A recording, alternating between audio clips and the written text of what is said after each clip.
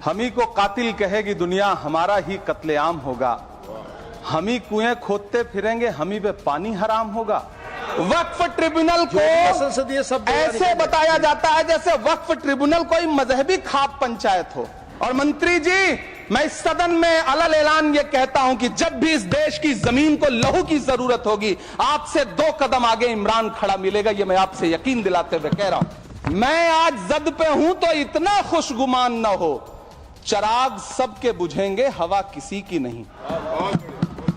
नीतीश कुमार जी हो, चंद्रबाबू नायडू जी हो, चिराग पासवान जी हो, जयंत चौधरी जी हो, देवे गौड़ा जी हो, जीतन राम मांझी जी हो, सबको समझना पड़ेगा कि जब जंगल में आग लगती है तो न वो बरगद बचते हैं जो हवा को आंधी में तब्दील करते हैं, न वो बांस बचते हैं जो आपसी रगड़ से चिंगारी पैदा करते हैं। जिस वक्फ बिल को मुस्लिम महिलाओं को हक दिलाने वाला बताया जा रहा है, उसे संसद में पेश करने वाली पार्टी के पास न तो राज्यसभा में, न लोकसभा में, न देश की किसी विधानसभा में एक भी मुस्लिम महिला सदस्य नहीं। धन्यवाद सभापति महोदय। हम ही को कातिल कहेगी दुनिया, हमारा ही कत्लेआम होगा। हम ही कुएं खोदते फिरेंगे, हम ही पे पानी हराम होगा।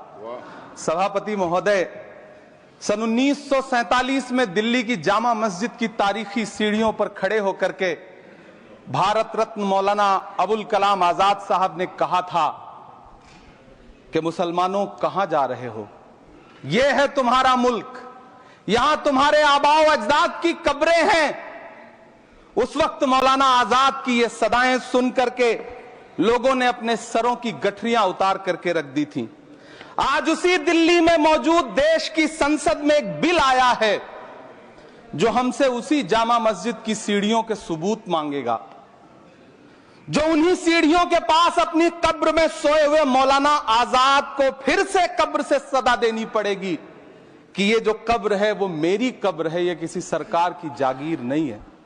सभापति महोदय, मैं जहां खड़ा हूं इसी संसद भवन के सामने सड़क के उस पार अपनी कब्र में सोए हुए भारत के पूर्व राष्ट्रपति फखरुद्दीन अली अहमद की कब्र है।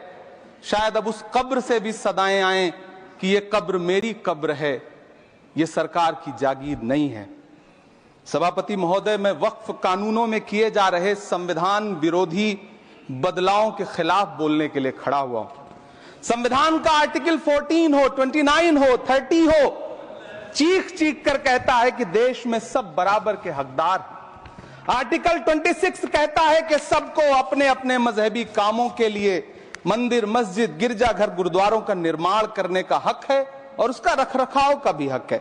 लेकिन डॉक्टर बाबा साहब अंबेडकर के संविधान को हर दिन कुचलने वाली यह सरकार देश के मुसलमानों से नफरत में इतनी अंधी हो गई है कि खुलेआम देश की संसद में देश सरकार के माइनॉरिटी मिनिस्टर साहब और होम मिनिस्टर साहब झूठ बोलते हैं और देश को गुमराह करते हैं, झूठ शब्द असत्य बोलते हैं। सरकार ने इस बिल का नाम उम्मीद रखा है। मंत्री जी, कल से इसे देश के मुसलमानों के लिए नई उम्मीद बता रहे हैं। नहीं मंत्री जी, न तो यह बिल मुसलमानों के लिए नई उम्मीद है और न ही उम्मीद की नई किरण। सभापति महोदय, भाजपा ने पूरे देश में वक्फ के नाम पर कई सारे झूठ फैलाए हैं। आइए आज उनकी सच्चाई पर बात करते हैं। वक्फ ट्रिब्यूनल को संसदीय शब्द ऐसे बताया जाता है जैसे वक्फ ट्रिब्यूनल कोई मजहबी खाप पंचायत हो। सभापति महोदय, जबकि सच्चाई यह है कि वक्फ ट्रिब्यूनल भी तो सरकारी न्यायिक विभाग है जिसमें सरकार द्वारा नियुक्त जज होते हैं, जिसमें प्रशासनिक अधिकारी होते हैं, कहीं ऊपर से थोड़ी आ गए। सभापति महोदय, देश के गृह मंत्री जी ने इसी सदन में कहा कि वक्फ ट्रिब्यूनल के फैसले के खिलाफ कोई कोर्ट नहीं जा सकता, जबकि सच यह है कि वक्फ एक्ट 1995 की धारा 83(9) के तहत हाई कोर्ट वक्फ ट्रिब्यूनल के फैसले की न सिर्फ समीक्षा कर सकता है बल्कि उसे बदल भी सकता है। सच तो यह है कि वक्फ बोर्ड खुद अपनी जमीनों के लिए कई सारी कोर्ट में मुकदमे लड़ रहा है। सभापति महोदय, दिल्ली की जिन 123 संपत्तियों को लेकर कल माइनॉरिटी मिनिस्टर, होम मिनिस्टर साहब और अभी आदरणीय नेता सदन बात कर रहे थे, आइए उनकी सच्चाइयों पे भी बात करते हैं। 1911 में जब अंग्रेजी हुकूमत ने कोलकाता के बजाय दिल्ली को राजधानी बनाने का फैसला किया, तो रायसीना हिल्स के चारों तरफ जो मुसलमानों की ढेर सारी जमीनें थी उनको एक्वायर किया गया और लुटियन को इसकी तामीर की जिम्मेदारी सौंपी गई। सेंट्रल विस्टा की तरह लुटियन जोन का मेगा प्लान तैयार हुआ, लेकिन उस वक्त के मुसलमानों ने उस वक्त की अंग्रेजी हुकूमत से अपनी इबादत गाहों को बचाने के लिए लड़ाई लड़ी। मामला ब्रिटिश गवर्नमेंट तक पहुंचा। तब यह तय हुआ कि वो जो धार्मिक स्थल हैं उन्हें जस का तस रहने दिया जाएगा। इंडिया गेट के बगल वाली मस्जिद हो, जाब्तागंज, सुनहरी बाग मस्जिद हो, पार्लियामेंट रोड वाली मस्जिद हो, ऐसी 123 संपत्तियों के मैनेजमेंट के लिए 1913 में मुसलमान वक्फ वैलिडेशन एक्ट बना और उसके बाद एक नया शहर बसाया गया जिसे लुटियंस जोन का नाम दिया गया। फिर 1943-45 के बीच एक और समझौता हुआ आजादी से पहले, उसके तहत काफी सारी वक्फ जायदादों को सुन्नी मजलिस औकाफ बनाकर उसके अंडर किया गया ताकि उसकी देखरेख की जा सके। गृह मंत्री जी 2 दिन से सदन में जो बात कह रहे हैं वो दरअसल 123 संपत्तियां उसी सुन्नी मजलिस औकाफ के तहत आती है। सभापति महोदय, आजाद भारत आजाद हुआ। आजादी के बाद भारत में 1954 में वक्फ एक्ट लागू हुआ, जिसकी धारा 9 के तहत 1964 में केंद्रीय वक्फ काउंसिल का गठन हुआ। दिल्ली की वही 123 प्रॉपर्टीज को 1970 में सर्वे गजट करके गजट नोटिफाई किया गया।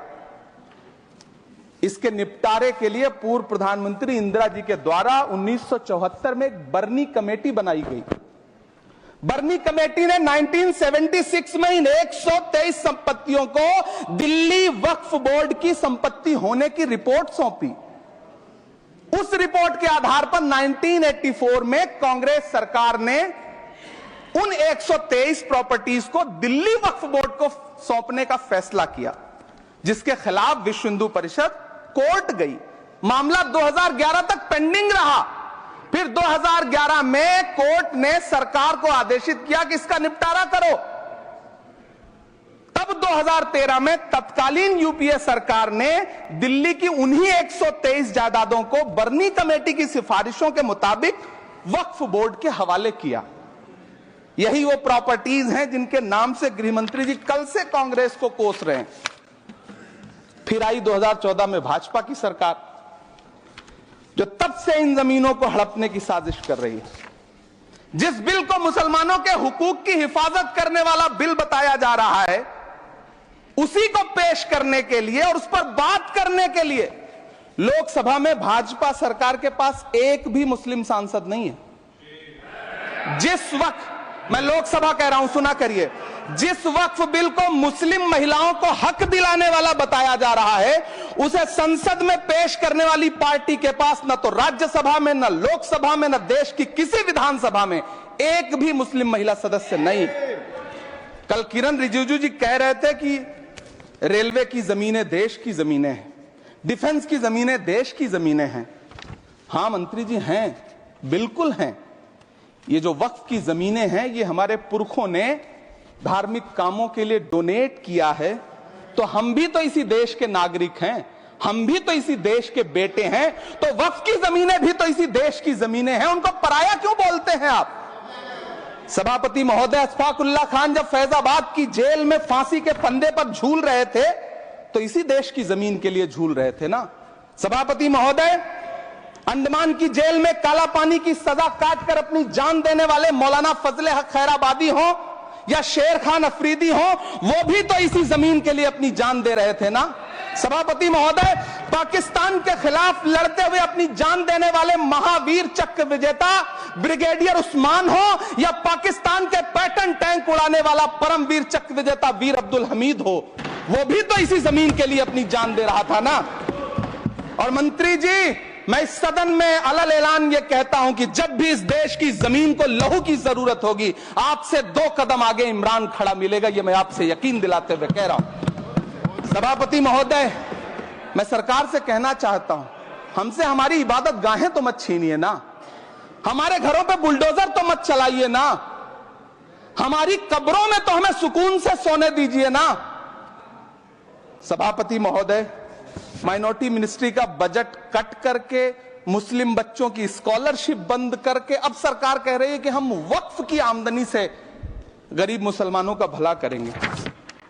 गुजरात की बेटी बिल्किस के बलात्कारियों की रिहाई के बाद उन्हें माला पहनाने वाली लोगों के नेता ये कह रहे हैं कि यह बिल मुस्लिम महिलाओं को उनका हक दिलाएगा। धन्यवाद मोदी जी, क्या बढ़िया सौगातें मोदी दे रहे हैं आप।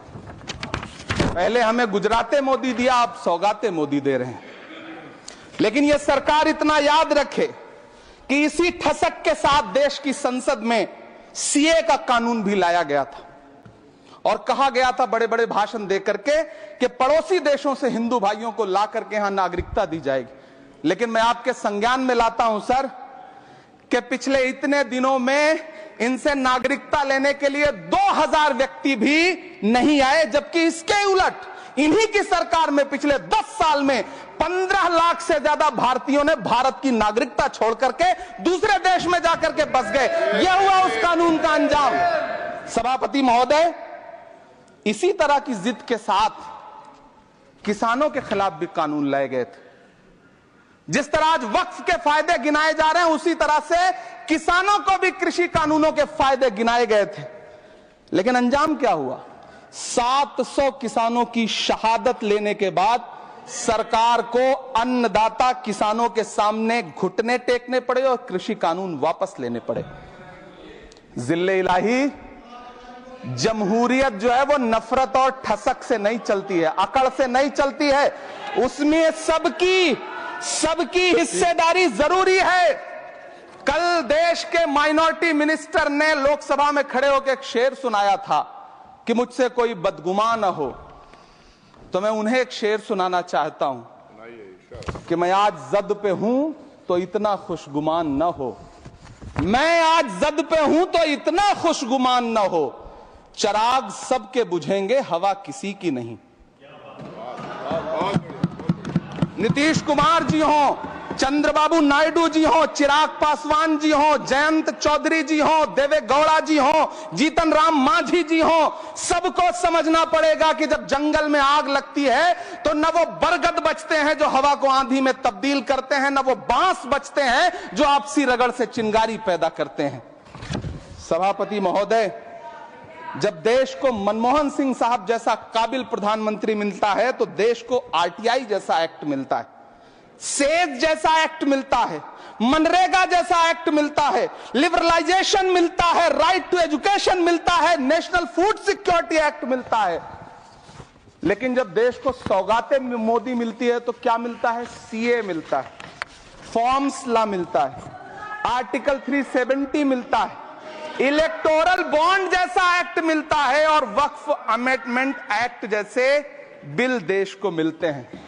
मुझे तो अपने हमवतन भाइयों से पूछना है कि आपको अपने बच्चों की तरक्की, खुशहाली और नौकरी की दरकार है या फिर मुसलमानों की दान की गई जमीनों को लूटकर धन्ना सेठों को देने की साजिश करने वाले कानून की? सभापति महोदय, यह सरकार रात के 3 बजे तक पूरे देश को जगा करके संसद में अपने ही नागरिकों को नीचा दिखाने के लिए वक्फ बिल ला रही थी, तो उधर रात के 1:30 बजे अमेरिका हम पर 26% टैरिफ लगा रहा था। सरकार की प्राथमिकताएं देश को पता।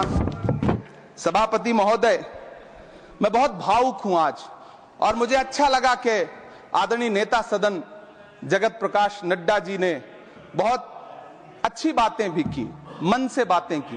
क्योंकि उनके नाम में प्रकाश जुड़ा है तो मैं उनमें हमेशा एक रोशनी की किरण देखता हूं। मैं उनके सामने बहुत अदब से ये बात कहना चाहता हूं कि चरागों के सफर में दबदबा हो आंधियों का तो फिर अंजाम जुल्मत के सिवा कुछ भी नहीं होगा। ये दुनिया नफरतों के आखिरी स्टेज पर है, इलाज इसका मोहब्बत के सिवा कुछ भी नहीं होगा। मैं भावुक हूं, मेरी पलकें गीली हैं। अगर देश की एक बहुत बड़ी आबादी को लगता है कि आप उसका भला करने के लिए नहीं बल्कि उनकी इबादतगाहों, उनकी कब्रिस्तानों, उनकी खानकाहों को बर्बाद करने का बिल ला रहे हैं, तो फिर आप अगर समझाने में नाकामयाब रहे हैं तो यह आपकी नाकामयाबी है। पहले समझाइए, उसके बाद कोई बिल लेकर करके आइए, तब शायद हम आपका इतनी पुरजोर तरीके से विरोध ना करें।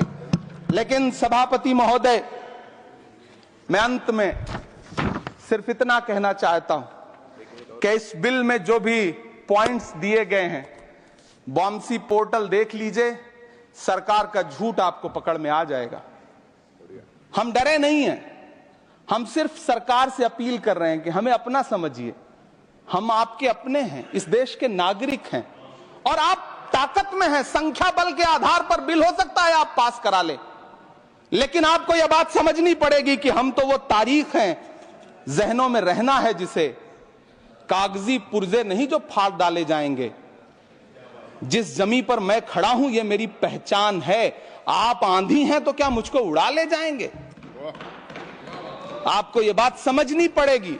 आपको अगर इतना विपक्ष की तरफ से पहले जेपीसी में इतने सारे पॉइंट्स आए और उसके बाद कल से लोकसभा में और राज्यसभा में सुझाव आप सुनने को तैयार नहीं है, लोगों की शंका को दूर करने के बारे में आप बिल्कुल सोच नहीं रहे, बस आप कह रहे हैं यह बिल उम्मीद की नई किरण है। नहीं साहब, इसे भले किरण जी लेके आए हैं, लेकिन ये उम्मीद की नहीं बल्कि नाउम्मीदी की किरण है। और इस देश की एक बहुत बड़ी आबादी इस बात से खदशे में है, शक में है कि आप सीधे उनकी जमीनों को लूट करके धन्ना सेठों को बेचना चाहते हैं। मेरी अब भी आपसे अपील है कि इस बिल को वापस लीजिए। यह बिल कहीं से आपके अपने नागरिकों के लिए अच्छा नहीं है। यह बिल सिर्फ इस देश के मुसलमानों को नीचा दिखाने का और अपने एक ऐसे मतदाता वर्ग को खुश करने का बिल है जिनको इस बिल के पास हो जाने से कुछ मिलेगा भी नहीं।